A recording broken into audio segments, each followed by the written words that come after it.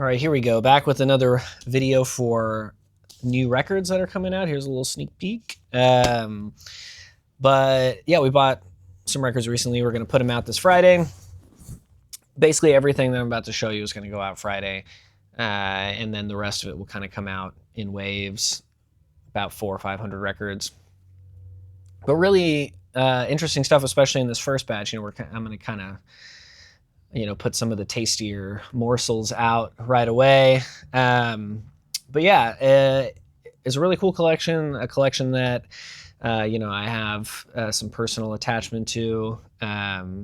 TLDR, Saffron hit me up on Friday and said that so-and-so came by, wanted to sell some records, left their phone number. So I said, oh, did he look like this? And she was like, oh, I don't know, he called. And I mean, the odds of it being somebody else were pretty low, but I still wanted to check. Anyway, so I started texting back and forth, and it's, a friend of mine. We'd been friends since we were 5, went to kindergarten together. We've kind of grown apart since graduating high school and college and all that kind of stuff, as happens. But, my best friend all through elementary school. And this was his dad's collection. He called me, and so I went over to, the house that my buddy grew up in. And yeah, I don't know. It was just like, I'm glad that he called. I have these memories of, his son showing me some of his record collection when we were really little, before I really knew what records were. Specifically the Bat Out of Hell album. I remember when I was like 8 or 7, and he showed me that. He's like, oh, look at this record my dad has. It's called Bat Out of HE Double Hockey Sticks. We're worried about getting in trouble for saying hell or whatever. But and at that age, I found that cover very very provocative. But anyway, I always knew that he had good taste, but I didn't know how far out those tastes went, really, because I had never heard of any of this stuff when I was a kid. But anyway, yeah, it was good. It was good catching up with people from my youth, and returning to the neighborhood I grew up in and all that kind of stuff. But enough about me.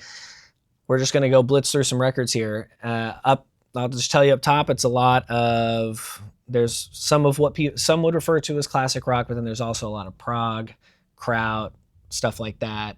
Really, really interesting taste. In fact, he told me when we were going through the collection and kind of, connecting on some of the similarities and tastes we have when it comes to prog and stuff. He said, if the song's under 10 minutes, it's probably not worth listening to. So if that tells you anything about what we're about to see, obviously, being facetious. But anyway, Sabbath, Bloody Sabbath. I showed you that one already.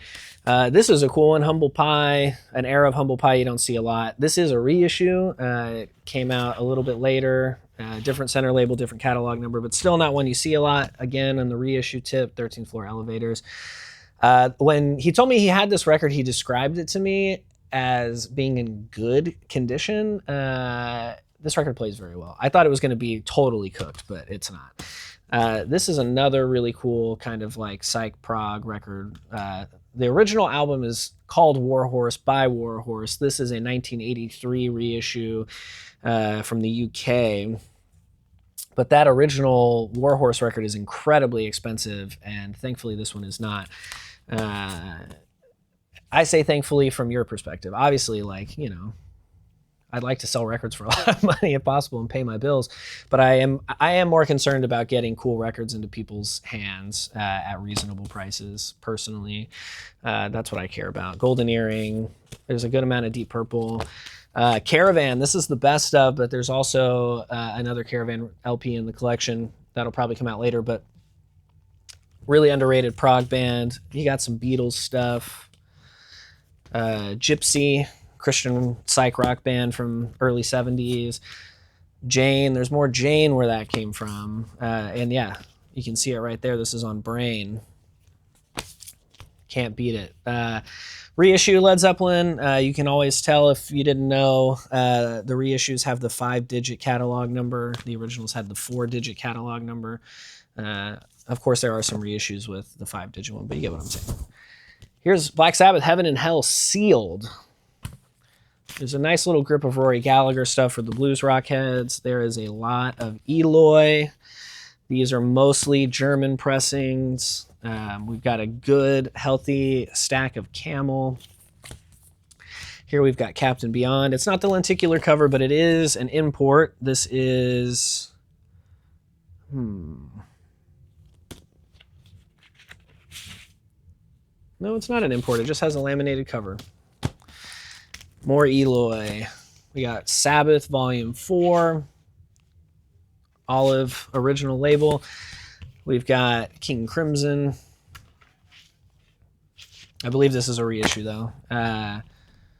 This is Ermin's Way, a band that recorded 4 songs in the 70s that never got released, and they were reissued but in the UK right here.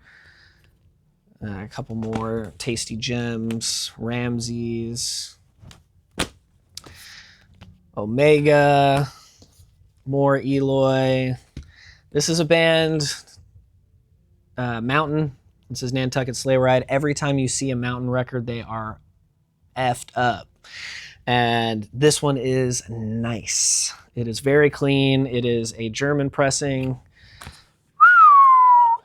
Jane, this is the second pressing with metronome going across, but still, 1973, Brain Records. Rainbow. Blue Oyster Cult. My first band that I ever saw live. There's a good amount of Blue Oyster Cult stuff. I love Blue Oyster Cult. Jeff Beck, R.I.P., absolute classic. More Eloy. We've got Rainbow. We've got good Fleetwood Mac. There's other Fleetwood Mac in there too. More Rainbow. Nothing special in the Cat Stevens, but it's in the Shrink. Dokken. I know you guys love Dokken. Deep Purple again. Black Sabbath again. This is Deep Purple with the Royal Philharmonic Orchestra, which is pretty cool. This is a reissue Black Sabbath, but still, you know, a nice one. Phone's ringing. I'm not going to answer. A Rolling Stones comp. This is cool. Beggar's Opera Act 1, but this is the promo on... You know, Verve, they had that yellow promo, which was really cool. Allman Brothers, Deep Purple, Judas Priest. We got more Deep Purple. There's a lot of Free. This is obviously like the most popular Free because it has All Right Now as the closing track. But there's like 4 or 5 Free records, some that you don't see very often.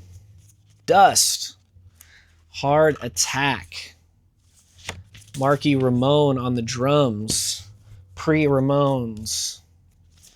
Let's see, we got another Deep Purple. We have an absolutely unequivocally slept on record. This is the band Armageddon.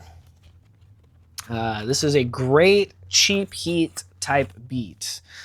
Not an expensive record, but a very, very good record. And especially if you're into hard rock, heavy psych, that kind of stuff. Same with Rare Bird. This is a fantastic album.